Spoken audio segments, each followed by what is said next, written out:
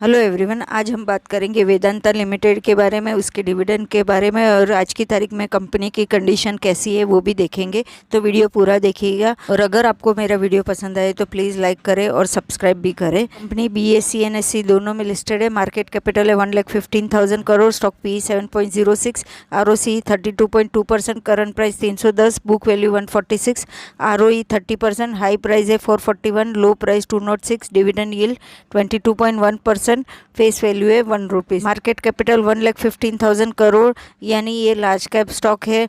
ROCE ROE दोनों अच्छे हैं।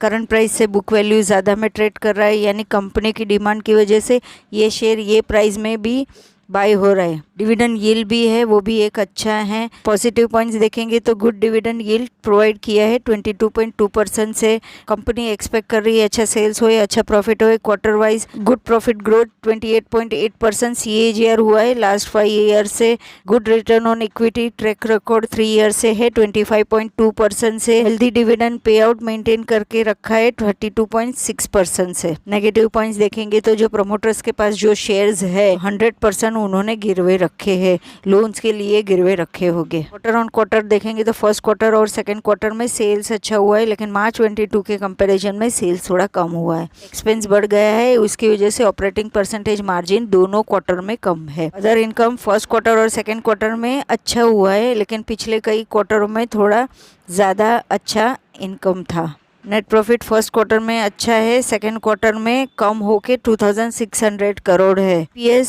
फर्स्ट क्वार्टर में 11.89, सेकंड क्वार्टर में 4.86 है। Year on year profit and loss देखेंगे तो पिछले सालों के हिसाब से मार्च 22 में भी सेल्स अच्छा है, TTM के हिसाब से भी सेल्स अच्छा है।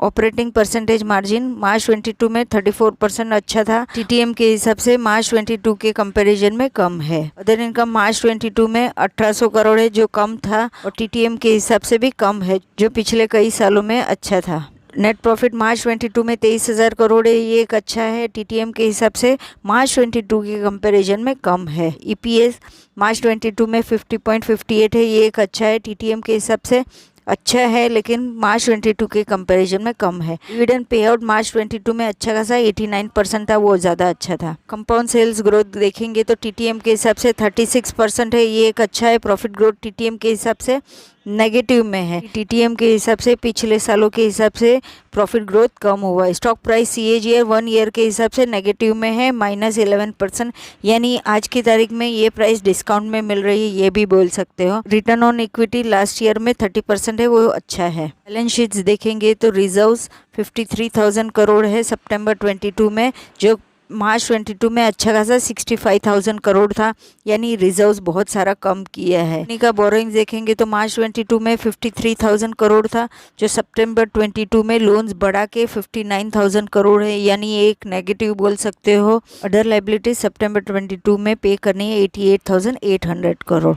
टोटल एसेट्स देखेंगे तो सितंबर 22 में 2,02,000 करोड़ है, तो ये एक अच्छा है, जो पिछले साल में 1,94,000 करोड़ था। नेट कैश फ्लो मार्च 22 में 3,800 करोड़ है, ये एक अच्छा है। होल्डिंग पैटर्न्स देखेंगे तो प्रमोटर्स के पास 69.68% है, ये एक अच्छा है। का पूरा शेयर्स कंपनी ने गिरवे रखा है, तो ये एक नेगेटिव पॉइंट है।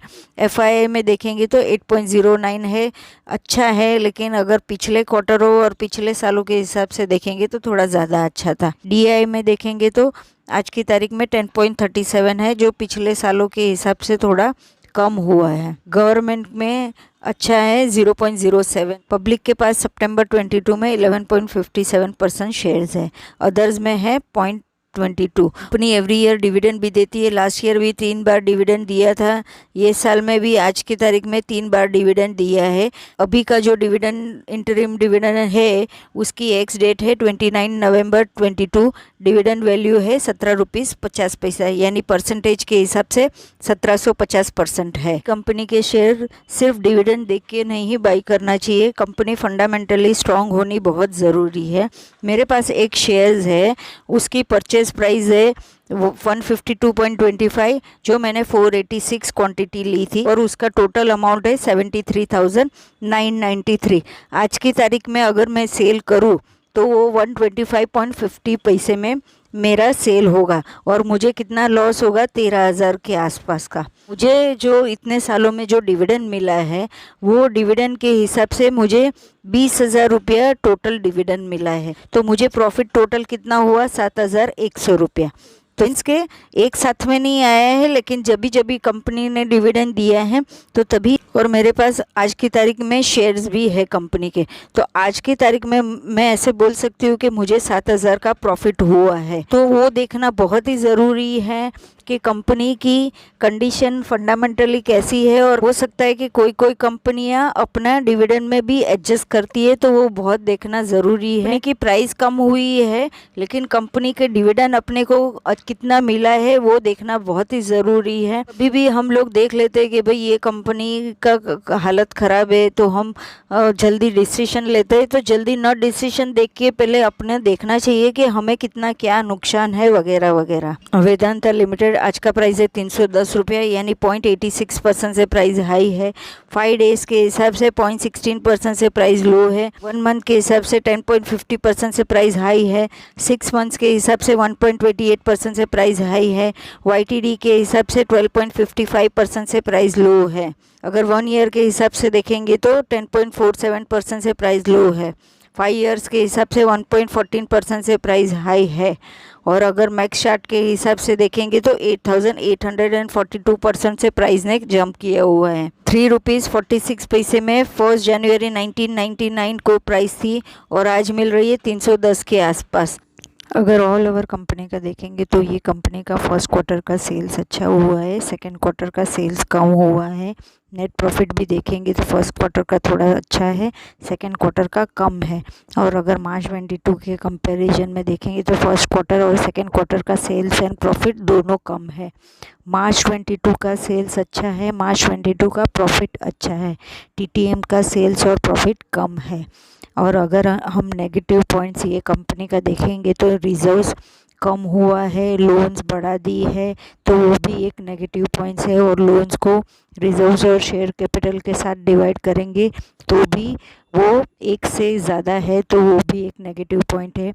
और कंपनी ने जो शेयर्स है, प्रमोटर्स के पास जो भी शेयर्स रहेंगे वो पूरे के पूरे शेयर्स उन्होंने गिरवे रखे हैं, तो वो भी एक नेगेटिव है। हाँ, एक पॉजिटिव है कि कंपनी साल में 3 बार डिविडेंड भी देती है, तो वो एक पॉजिटिव पॉइंट है। ऐसे कंपनी फंडामेंटली स्ट्रांग है। Thank you for watching, bye.